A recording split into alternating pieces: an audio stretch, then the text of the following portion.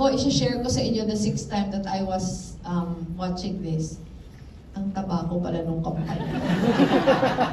So parang ang hirap pag-emote, ang gulo ng buhok ko at taba ko, ang itim ko. Pero that aside, yung gusto sana nating take away ng mga kasama natin dito, number one, to make them realize that they were so much a part of the movement.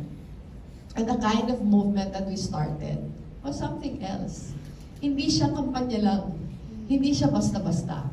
And sana with that realization, yung passion na pinakita nila during the campaign, yung energy, yung vigor, sana magtuloy-tuloy.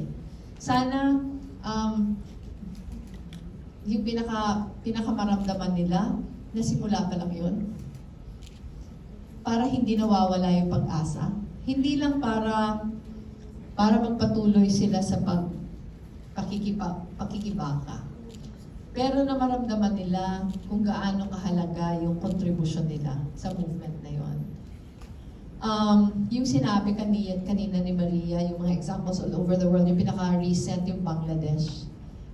Ako, hindi ko alam kung binabasa pa ng mga kasama natin yung balita, pero sana oo. Kasi pag yung mga little bits of good news, lesson yun para sa atin eh. Di ba? Parang in a way, parang best practices. Na kung magpatuloy lang tayo, yung Bangladesh, parang mas masama pa yung lagay sa atin. Kasi talagang far right.